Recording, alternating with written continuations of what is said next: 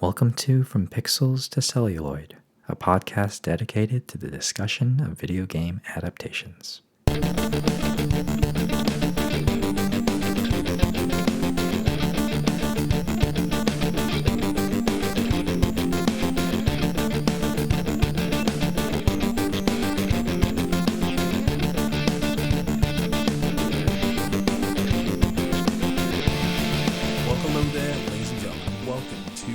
Episode of From Pixels to Celluloid.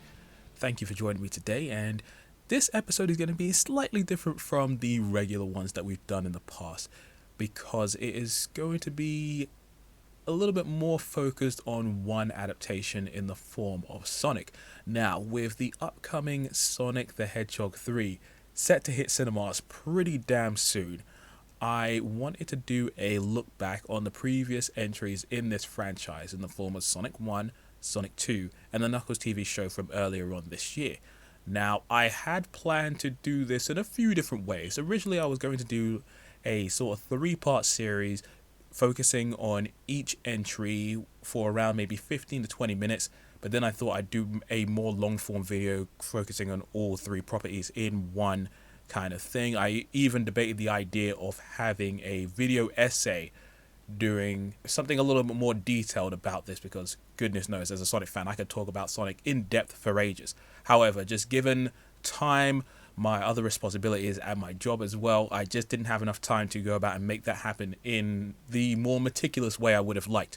So today I'm going to change things up a little bit and do a small amalgamation of some of the ideas that I had before. So I'm going to do a small look back on the previous entries that have led up to Sonic 3, talk about their pros and cons, talk about how they relate to the video games, and then talk about the secret sauce that, in my opinion, is the core elements of what makes these films and the TV show to a lesser degree worth watching. So, without further ado, let's jump in. Okay, so before we start talking about things in a little bit more detail, I just want you guys to cast your minds back to the year 2019, when the first trailer for Sonic the Hedgehog dropped. Now, if you were there at the time, you would have remembered a certain look that Sonic had back there, which was absolutely horrific, and a trailer that felt just tone deaf and strange. Now, I have never really been the biggest fan of Gangsta's Paradise by Coolio. I thought it was fun in the 90s, but after a while, it just became one of those sort of songs that was just everywhere to the point where it kind of just got really annoying. But the only reason I felt like that song was probably in there is because it was a pretty big song from the 90s, and Sonic is from the 90s, so that is the only correlation I could see why they were there. But the song just felt so tone deaf and strange being in there. But then add on top of that, you have this disgusting version of Sonic, which was later dubbed Ugly Sonic in the Chip and Dale Rescue Rangers movie. And it obviously, we'd seen glimpses of what this character looked like in those horrible promotional trailers, but the fact that we saw him in his ugly glory, it was just horrific. And the internet didn't care much for it either. There was a mass revolt from all of the Sonic fans, and the wave of hate and just unhappiness flooded its way all the way to Paramount, to the point where Jeff Fowler came out and said, you know what, we're going to push back the film and redesign Sonic. Enter Tyson Hesse, who a lot of people will know as one of the key art and animation people that worked on the Sonic games. And he helped redesign the character, and then we got this much nicer, much more pleasant looking version that we have come to know and like over the last few years. And once Sonic 1 had come out in the cinema, I remember watching it in February of 2020 in Vancouver, and I remember that film ended and I felt this sigh of relief and thought, you know what, this wasn't nearly as bad as I thought. But on top of that, the film was actually pretty fun. I had way more fun with it than I expected, but there was a lot of interesting elements that they implemented in the film that I did not expect to see from a Sonic movie. They did a lot of really good stuff with the characters that made me feel compelled to watch more. Then fast forward to 2022 when we got Sonic 2, and the hype for that film was legendary, with the introduction of Knuckles and having Tails in there and having more video game elements incorporated into the film. It was super cool, it was super fun, and the film ended up being just this legendary experience for a lot of fans. While it had its issues, I think a lot of people enjoyed it a lot more than the first one, just because, again, it was a better representation of the video game source material, and the end credits for that film literally set a whole lot of people's fandom into hyperdrive. And then there was the announcement of the Knuckles TV show that came out earlier on this year. And I think a lot of people were excited because Knuckles was one of the standout things about Sonic 2. So having a show focused on him was definitely an interesting idea. Now, before we got to see any trailers, a lot of people were having assumptions about what it could be, whether it was a prequel series or if it was a spin-off, what kind of fun shenanigans would Knuckles be able to, be able to get into, essentially. However, the show ended up being this mixed bag of strangeness, which there were tiny glimpses of something that was of interest in there, and certain elements where I could see that they were borrowing from the same structure that they used with the previous Sonic films in terms of trying to give the character a little bit of purpose and identity.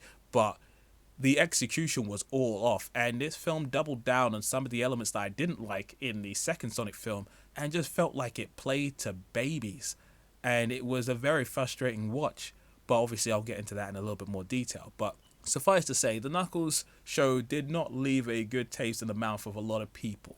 So with all that being said, we're going to talk about the pros and cons of the previous entries, starting with the pros of each and then talk about the cons of each, then talk about how they relate to their video game counterparts, and then talk about, again, that secret sauce that I think is the core elements that make these films and the TV show so good. Okay, so let's talk about Sonic the Hedgehog from 2020. By all accounts, a film that was pretty good. It didn't revolutionize the video game adaptation space, but I feel like it was a step in the right direction of creating more good adaptations as opposed to ones that were just, pretty much crap. And I would take Sonic 1,000 times over the stuff that I had to see in previous years, like Assassin's Creed. But anyway, with Sonic, I feel like it was a good way to bring this character into the world of live action. And while there were certain elements with the human characters and certain video game things that could have been incorporated to make the film a little bit better, as it stands, I thought it was pretty nice. One of the things I really enjoyed about the film was the characterization of Sonic the Hedgehog. Now, in the 90s, Sonic had a personality but didn't really have that much in the way of depth. And obviously, back then, his games only had a certain level of storytelling in them, which you'd get from the manuals or certain cutscenes that you would get in Sonic 3 and Knuckles. It wasn't until the 3D games came along that they decided to give Sonic a lot more to work with. Now, obviously, there were adaptations before that gave us different versions of what Sonic could be, depending on what side of the world you lived on, whether it was, through the Archie comics or the Fleetway comics over here in the UK, or if you were talking about the adaptations, you had a very different Sonic in Adventures of Sonic the Hedgehog to the Saturday AM TV series, to Sonic X or Sonic Underground or Sonic Boom. So yeah, obviously, once the 3D games came along, they gave Sonic a little bit more to work with. But in this film, Sonic felt like a more fleshed out character, but also he felt like a teenager. There wasn't really that many pieces of media that ever really depicted Sonic as a kid, as a person growing up with issues and troubles and insecurities. And that was really well realized in this film. And the fact that Sonic was like longing for, friends and connections and stuff like that. And the fact that we got to see him build this friendship with Tom and then get like adopted into this family with Maddie and the dog. And it was so nice. It was so heartwarming. And again, these were elements I didn't think I'd even see in a Sonic film. I thought it was just going to be more of a standard fight the main bad guy and try to save the world kind of adventure. But there was so much more to it, which I really liked. I also thought the action sequences were pretty kick-ass as well.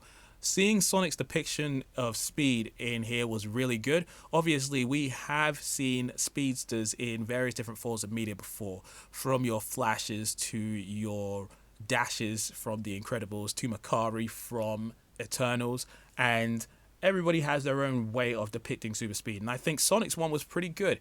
His running animation and some of the sequences, especially when he's being chased by Eggman towards the latter side of the film, reminded me of Sonic Unleashed, and the way in which the action sequences were depicted was pretty cool. You had certain sequences where we got to see what speed would look like in Sonic's world, where he's moving super fast while everything is super slowed down. Obviously, there's the bar sequence, which is very reminiscent of the scene with Quicksilver from X-Men Days of Future Past. And I thought that his interpretation of it was pretty fun. I also liked how he slowed down time to get rid of all of Eggman's missiles, which was cool. But again, I think the chase sequence where Sonic is throwing his rings and goes through all different areas of the world, whether it be through France or the Great Wall of China or out in Egypt, which was pretty kick-ass, and the final bit where he defeats Eggman, where he powers up with his blue electricity and literally bounces off of the walls and surrounding area, bashing Eggman's ship and then knocking him into the open ring into the mushroom planet. That was really wonderful. And I also quite liked Jim Carrey. Obviously, I have been a big fan of Jim Carrey since the 90s. I grew up with The Mask and Ace Ventura and Dumb and Dumber, so obviously that's my jam. And for him to come back into films and reignite that kind of chaotic, fun, silly energy that he's been able to do since the 90s and still have it in that kind of way, which is really fun. Obviously, this version of Eggman is very different from what we know in the video games. He doesn't have like that same kind of look. The design of his robots was very different as well. But I think it's just the fact that he is very rude, very charismatic, and has this wonderful sort of banter / back and forth with his subordinate Agent Stone, played by Lee Majdoub. He's really, really fun. They have a great dynamic. And again, Kerry is just so fun to watch. He definitely brings this manic energy that is just required for someone like Eggman. Okay, so now we move on to Sonic 2 from 2022. And this film, by all accounts, just took all of the foundational elements from the previous film, but just exacerbated everything in the best way possible. So we had the introduction of Knuckles and Tails, which the best way for me to describe their integration into this film was sort of like how in Captain America Civil War you got the introduction of Black Panther and Spider-Man, two characters who played pretty pivotal roles in the film, and they ended up being fan favorites. And I feel like that was the same thing that was done with Knuckles and Tails in this film. Knuckles is the new big adversary who teams up with Robotnik after receiving the signal that he sent out from the Mushroom Planet. Knuckles has a beef with Sonic where he wants to go about and find the Master Emerald and basically defeat Sonic, as he has his mentor Longclaw, who was part of the Owl Clan, who went to war with the Echidnas, who basically took each other out fighting in this war for power essentially. But it was so cool to see this new version of Knuckles, who was tough, intimidating, didn't take any crap from anybody, but also had certain elements about him that reminded us a little bit of Drax from Guardians of the Galaxy, in the sense that he was a little dumb, easily tricked, and sometimes took things just a little too literally. But this version of Knuckles did so much to save the character, because for a little while before that film, Knuckles had felt like a bit of a nothing character, and I feel like he'd lost his edge. When he was introduced in Sonic 3, he was so cool, so intimidating, and so badass. And once the Boom series of Sonic came out, Knuckles just depicted as this big dummy who admittedly had some funny moments, but I've always liked the fact that Knuckles was, he was easily tricked, but he wasn't a complete dumbass. But I feel like that and some of the recent games have depicted him in just like a way where Knuckles just didn't feel like a character who had any value. So this really did bring him back to basics and gave me a version of the character that I really enjoyed. And obviously Idris Elba did a great job voicing him, adding this sort of intimidating yet charming and endearing factor to him, and also made him quite funny as well in unexpected ways. And then obviously you have Tails, played by Colleen O'Shaughnessy, who was so nice. I have loved her interpretation of the character for a while now, and with Tails being introduced in the post-credits of the previous film, I was like, okay, we're going to get something good here. And Tails was just delightful. He's this poor little kid who obviously was aware of Sonic's abilities and saw that he was in trouble, so he came to Earth to try and help him out. And through their little adventure, they create this bond that has this wonderful brotherly relationship, which I feel is the best depiction of their relationship for years, and might be just my favorite interpretation of these characters so far. After their little dance number, seeing them interact afterwards, and it was just adorable. That was my favorite thing. And then obviously you get the redemption arc of Knuckles and how he was tricked by Robotnik. He feels directionless, but then him and Sonic have a conversation after they both save each other from drowning, that Knuckles can find a new purpose staying on the side of justice with Sonic and Tails. And then they create their little trifecta of the Sonic Heroes team going up against the Death Egg robot towards the end of the film. And it was just so hype. It was like a mini Avengers moment, seeing these guys come together and defend the town from like the Death Egg robot and the onslaught of like robots they had to destroy. It was glorious. And seeing Supersonic in a film, which I had no clue at all that they were going to introduce that, insane. So good. This is the coolest that Supersonic had looked since Sonic Unleashed in that opening cutscene. Oh my gosh. Giddy as hell. And all the other video game references that they had introduced in this film that were either streamlining lore or creating certain visual things that obviously if you knew about the games, you know exactly what they were doing. Absolutely insane. And again, the action was even better than it was in the previous film. The sense of scope was much larger, with Sonic running around downtown trying to stop that robbery, to running across the ocean. The fight between Sonic and Knuckles in that temple where the Master Emerald was great. The sense of scale with the Death Egg robot that was going down in Green Hills was pretty kick-ass. And again, the detail in the visual effects has gotten so much better than the previous film. Just the extra layer of detail, the lighting, the color work, it just gone insane. And then there was the post-credits for this film, as previously mentioned, where we got to see a glimpse of Shadow the Hedgehog. Probably one of the most hype post-credit scenes of anything I've ever seen. I had hoped that there was going to be a reference to the Space Colony arc and 50 years ago, and we might get something about Shadow, but I did not expect them to actually show a model of him in suspended animation. Giddy as hell. So hype. And then you have one other thing that I haven't mentioned. Agent Stone, played by Lee Majub, he's really fun. He's this lackey that takes a lot of abuse, but he's super fun. He's very charming, and I love his like back and forth with Jim Carrey. They have such a great relationship that he's pretty integral to these films and why they work. And then Ben Schwartz as Sonic. He adds a new flavor to the Sonic pantheon of voice actors that preceded him. Obviously, every person that grew up in a certain era will know what Sonic sounds like to them, whether you're talking about Jaleel White or Ryan Drummond or Jason Griffith or Roger Craig Smith. And you have all these different versions of Sonic, but like I feel like Ben Schwartz brings his natural charisma and charm and funny energy to Sonic, and is really good, and I really enjoyed him. And then you have the Knuckles TV show. And the only things that I will say that I liked about it is when Knuckles was around, he was pretty good. I feel like he still has that same fun, silly, yet chaotic energy that made him fun to see in the second film.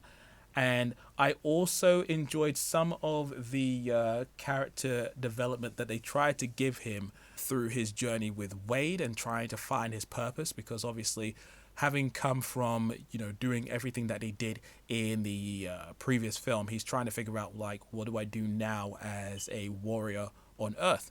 So he decides to, take someone who's pretty useless in the form of Adam Pally's, character, who's the police officer in Green Hills, and try to train him up to become like a warrior just like him. And there are certain things I did quite like. One of the guys from the Mighty Boosh shows up in that show, and he was pretty fun.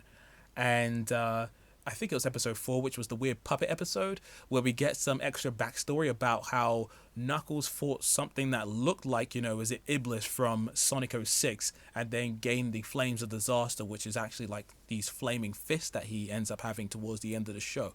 And even though I didn't really care for the whole bowling element of the show, I did like the 2 announcers from there. For some reason, they were just so odd yet really fun. And whenever they were talking in the show, I'm like, okay, this is fun. This is a good time. And the first episode of the Knuckles TV show is easily the best part of it. Everything else that comes afterwards is just painful. Okay, so now we're going to move on to the cons, and there are a fair few, but I'll try to be as swift as I can with these.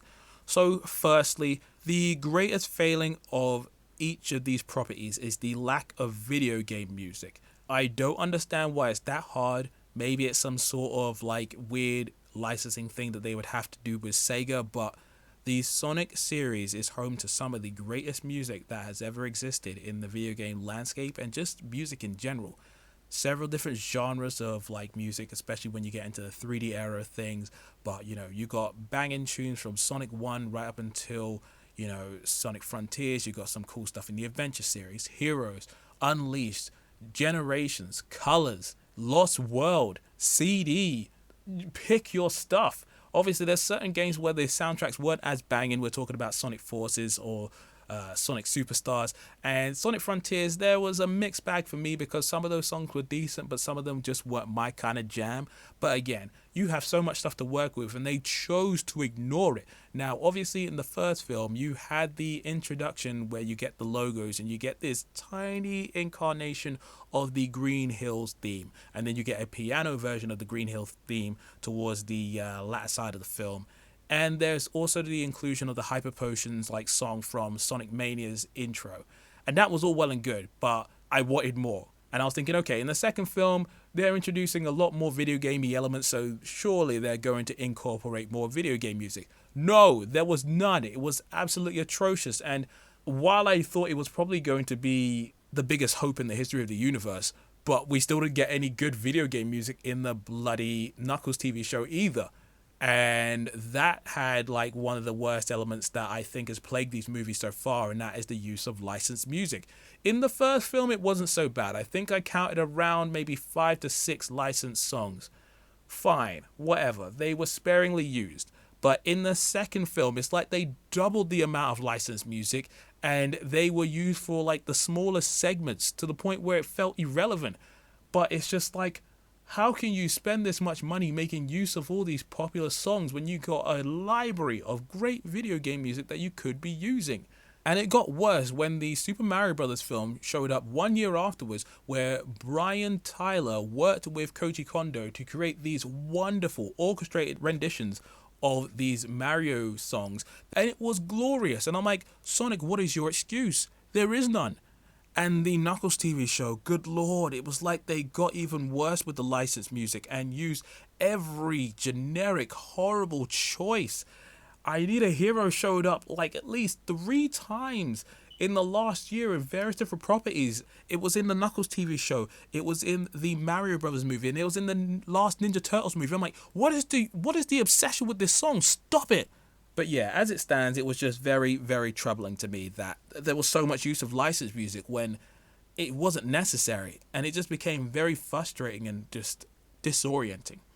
Also, another thing that I think could have been improved in the second film was the use of Tails. Now, I thought that he was great in the film. I just wish he'd had more time, because Sonic and Knuckles have a lot of great time to build their characters up, do a little bit more with them, but as it stands, I feel like Tails got the short end of the stick, where he had his moments with Sonic, but he didn't have too many moments on his own for him to be as fleshed out as Sonic and Knuckles were, so that was a bit of a shame. And then there was the use of the human characters. In both films, there have been complaints about the fact that the human characters take up so much screen time, and that there should be more time dedicated to the anthropomorphic characters that we're interested in, and that makes sense. In the first film, I thought, okay, it's not too bad, not too much of an issue. But in the second film, it definitely became more of a notable fact. Now, we had the whole thing with Natasha Rothwell's character, whose name I'm forgetting at the moment. She had a whole wedding going down.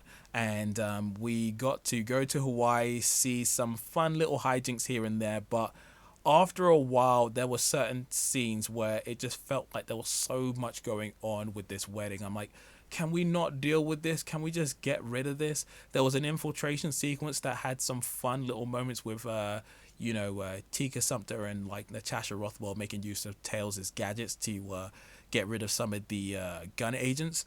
But again, the way in which it was depicted, it just felt like, it took a little bit more time than necessary.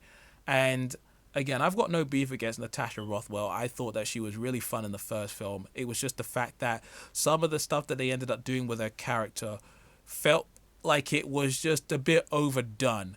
And the best equivalent I have for that is, you remember watching Kingsman: The Golden Circle, and they had the use of Elton John in that film.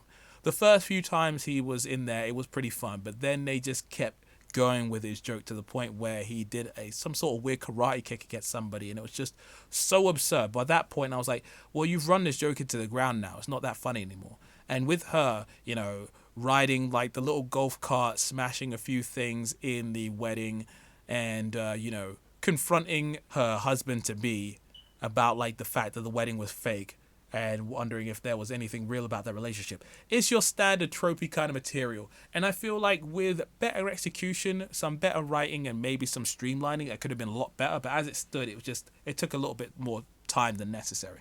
And speaking of Gunn as an agency, they are this, secret government agency that are supposed to be super serious, running around and, trying to keep the world safe from pretty intimidating threats.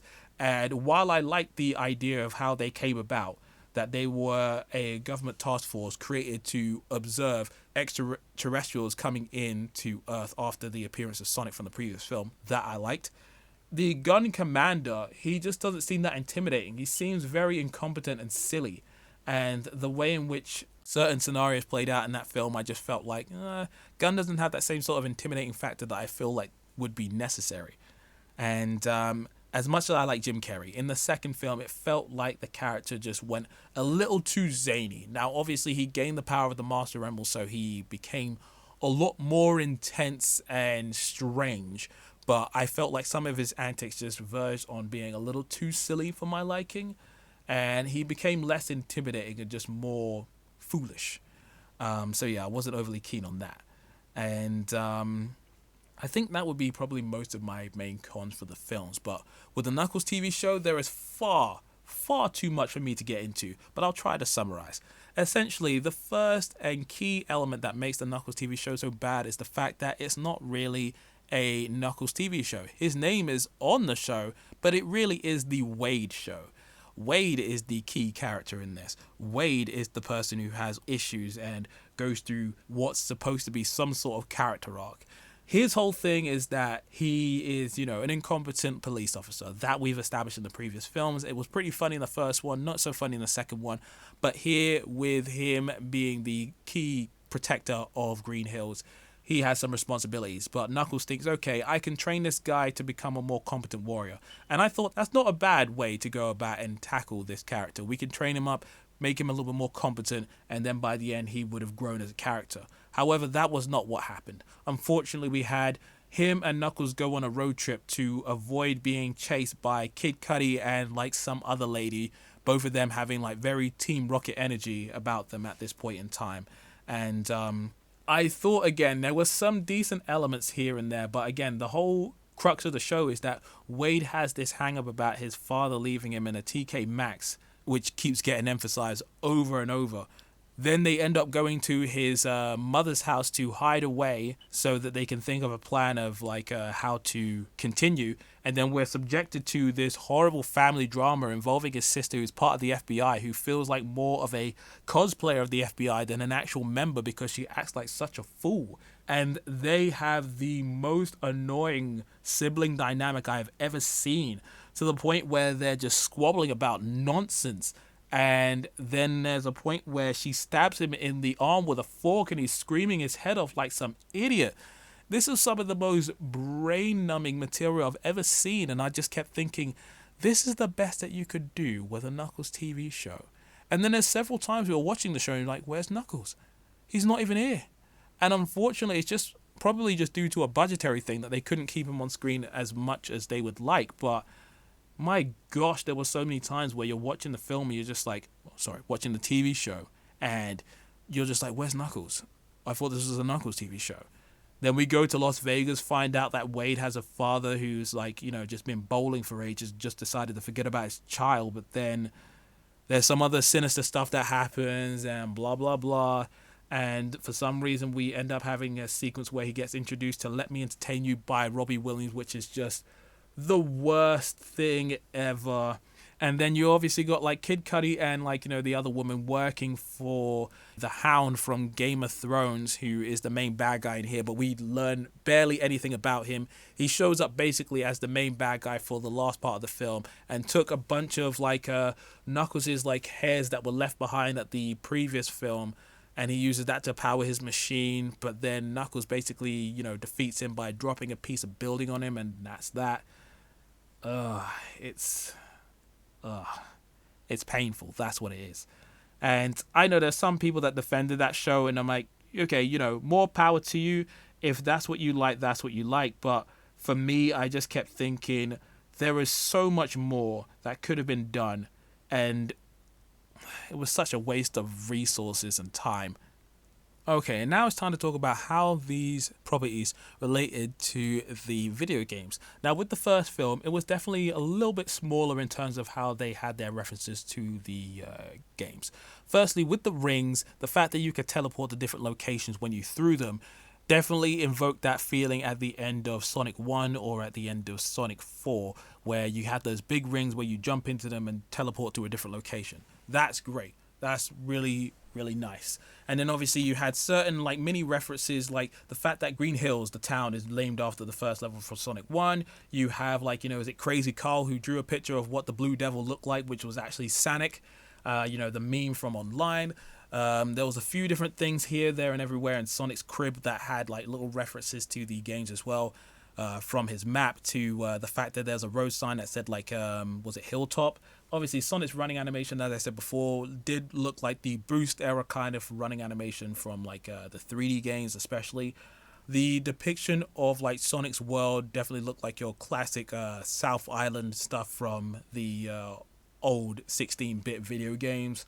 But then when you get to Sonic 2, you have so much more. There was the introduction of the Master Emerald and Chaos Emeralds. Now, obviously, in the games and certain previous media where you get to have the focus on the emeralds, they are two separate entities and they interact with each other. But within the film, they decided to take the Chaos Emeralds and merge them together to create the Master Emerald, which was pretty interesting that they streamlined that element of the lore. And then they took the whole fact that the Echidna tribe were these people who were always trying to chase power and always wanted to be in a position of power and fought with the Owl clan to have that power stripped away from them because they thought that the Echidnas were like, just a little too power hungry. But I enjoyed all of that. The introduction of Super Sonic with the use of the Chaos Emeralds was great. His look was just like the video games. He's able to take out Robotnik just like that, and he looked badass as hell. Obviously, having Sonic and Tails flying around in a plane, dodging missiles and stuff like that, very reminiscent of the old days in Sonic 2 to Sonic Adventure. And obviously having Sonic, Tails, and Knuckles team up and try to defeat Robotnik at the end. Again, very Sonic heroes, wonderful material. And then even just trying to navigate the maze to get to the Master Emerald. Very, very much like Labyrinth Zone with several different, traps and dangerous things that the people had to look out for. And the fact that Sonic, when he's drowning, he tried to suck up an air bubble, which was just like old school Sonic. Really fun, really good stuff there. And obviously having Robotnik have his more distinctive look with the bald head, the big mustache that was established in the previous film, but then having a jacket that felt a little bit more like his modern interpretation of like Robotnik, at least in some ways, with a little bit more red and certain outfit elements. Even like the enemy robots that he designed are a little bit closer to the games with the buzz bombers, those little bee-like ones. And the fact that Robotnik is running around in his his little spherical pod that he normally runs around in the early video games was so fun. So good. So yeah, a lot of really good elements there. And with the Knuckles TV show, again, there were a number of references here and there. I think the hotel we ended up staying at with Wade was called Ice Cap, which was a massive shame because it was just a hotel, but not any actual ice cap shenanigans on a mountain with snow. And the fact that Knuckles has his hat and a bike as well, very reminiscent of like the Sonic OVA where he had his hat in that old anime. And I'm trying to remember if he actually had a bike in that. I'm not too sure. I think it was just the hat. But yeah, it was really fun. It was really fun. At least those little mini references there. And then obviously there was the weird puppet play where, again, Knuckles seems to go and fight against at least something that looks like, is it the Iblis trigger from Sonic 06, which was so bizarre, and the Flames of Disaster as well. The fact that they're going into that kind of depth of lore, which is just like, what? Okay, well, I appreciate the effort, but so bizarre at the same time. Okay, and now we come to the final segment of this discussion, which is, again, one of the key elements for me that works in these Sonic films, and again, to a lesser degree in Knuckles, is the theme of connection. One of the main focuses is how the lives of the characters are enhanced by establishing new connections. Sonic, Tails, and Knuckles at some point were alone, but over the course of 2 films and the TV show, they found each other and made even more connections with the humans that they interacted with along the way. Now, what I love is that, again, in the first film, Sonic's loneliness is really emphasized, and as a fan of the games who has never really seen Sonic in a vulnerable position or had certain insecurities that really plagued him, seeing Sonic as a teenager who really has an enthusiasm for life and a lot of activities, be this lonely individual who is just like, I really am alone, I have no friends, no family, the only family I had, died defending me, and I have no way of seeing them ever again. And after that segment where he was playing baseball by himself and he just wanted to have a high five, but there was no one to high five him, the dude goes into this crazy distraught, was it little run cycle around the baseball mats, creates an EMP explosion and knocks the power out of a chunk of the USA. And it was just crazy just to see is it how emotionally damaged this boy is.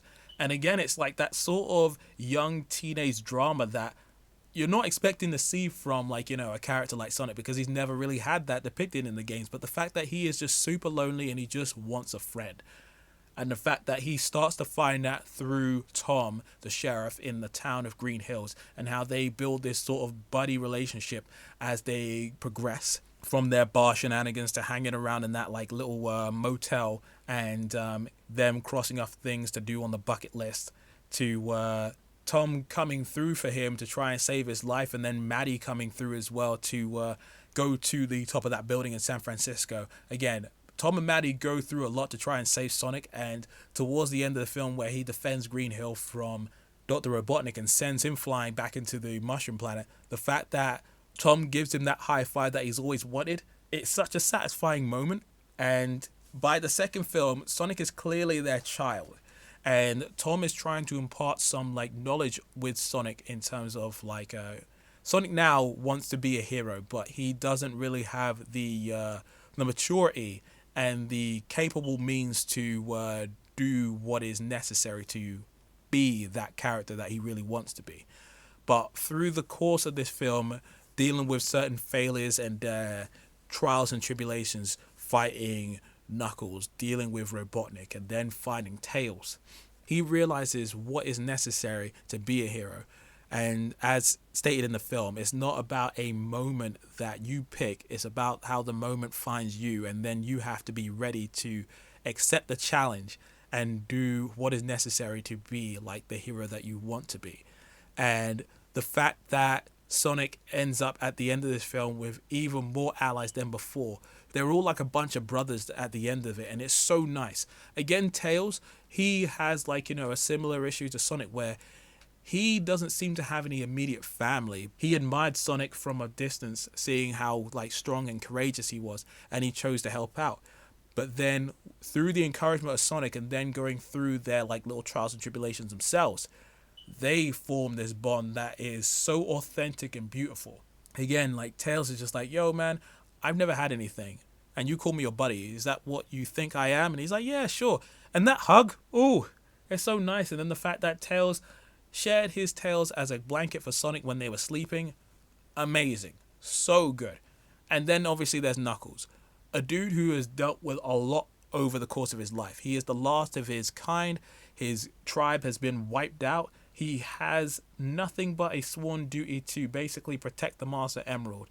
And he teams up with Robotnik thinking that their goals are aligned, but then he gets duped, where he finds out that Robotnik isn't honorable. He's deceptive, he's rude, and he'll do anything that needs to be done in order to be top dog.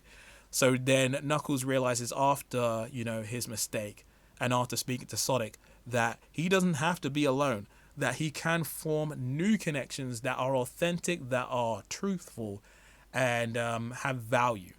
And it all culminates with that sequence at the end of Sonic 2 where they are playing baseball.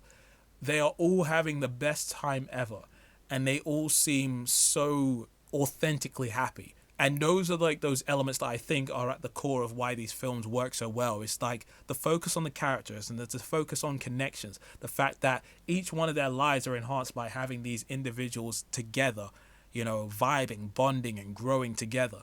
And Sonic realizes that obviously being a hero is something that is necessary for him, but he has growing up to do. And he accepts the knowledge and wisdom that's being bestowed upon him by his father figure in the form of Tom. And he accepts they all accept the fact that this is a family unit now. And with the Knuckles TV show, again, I feel like they've even attempted to try and do that with him there, where even though he has Sonic and Tails and obviously lives with Maddie and Tom as well, he still needs to find his purpose. And through hanging around with Wade and, speaking to the dead echidna who has been trying to pass on some knowledge to him through a ghost form, Knuckles tries to find, what's going on with him, find his purpose, and also find his jam.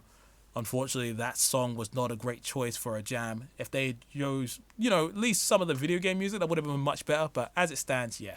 Connections. That is the core element of what makes these things so good. Alright, and with all that being said, I think I'm going to wrap it up here for now. I hope you found this somewhat informative and interesting to listen to. I love the Sonic character. He means a great deal to me, and I feel like these adaptations have done a good job of introducing certain people to the franchise that probably have never played any of the games.